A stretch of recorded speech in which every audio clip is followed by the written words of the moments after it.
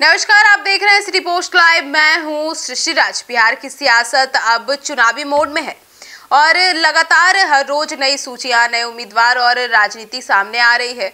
तो अब इसी कड़ी में लोक जनशक्ति पार्टी रामविलास यानी एलजेपीआर ने भी अपनी तैयारी पूरी कर ली है। सूत्रों के मुताबिक एलजेपी बिहार की 29 सीटों पर चुनाव लड़ने जा रही है। इनमें से 27 सीटों पर उम्मीदवार के नाम फाइनल भी कर दिए गए हैं, जबकि महुआ और चकाई सीटों पर अभी भी बातचीत जारी है। पार्टी अध्यक्ष चिराग पासवान ने मंगलवार यानी कल को अपने ज्यादातर उम्मीदवारों को चुनाव का सिंबल भी सौंप दिया है। चिराग पासवान ने उम्मीदवारों के चयन में खास रणनीति अपनाई है। उन्होंने जातीय संतुलन और युवा चेहरों पर विशेष ध्यान दिया है। इससे साफ है कि एलजेपी बिहार में युवा और विकास पर केंद्रित चुनाव लड़ना चाहती है। चिराग ने कहा कि पार्टी सिर्फ चुनाव नहीं लड़ रही, बल्कि बिहार की जनता को विकास के एजेंडे और नई उम्मीद देने की तैयारी में है। एलजेपी के इस फैसले से यह संदेश भी गया है कि पार्टी अब केवल परंपरागत वोट बैंक पर निर्भर नहीं रहेगी।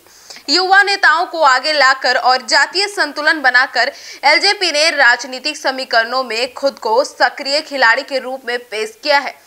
साथ ही यह भी देखा जा रहा है कि बिहार के अन्य बड़े दल जैसे भारतीय जनता पार्टी भी अपनी तैयारियों में तेजी ला चुकी है। बीजेपी ने मंगलवार को 71 उम्मीदवारों की पहली सूची भी जारी कर दी थी, जिससे स्पष्ट है कि राज्य की सियासत में मुकाबला पहले से कई अधिक तीव्र और प्रतिष्ठात्मक होने जा रहा है। अब एलजेपी की रणनीति में यह भी शामिल है कि चुनावी मैदान में पार्टी का चेहरा युवा और जनप्रिय लगे। इससे न सिर्फ पार्टी की छवि में ताजगी आएगी, बल्कि जनता के बीच उत्साह और विश्वास भी बढ़ेगा। चिराग पासवान ने उम्मीदवारों को सिंबल देने के साथ साथ पार्टी के आंतरिक संगठन को भी मजबूत किया है, ताकि चुनावी अभियान पूरी तरह से सुचारू रूप से चल सके।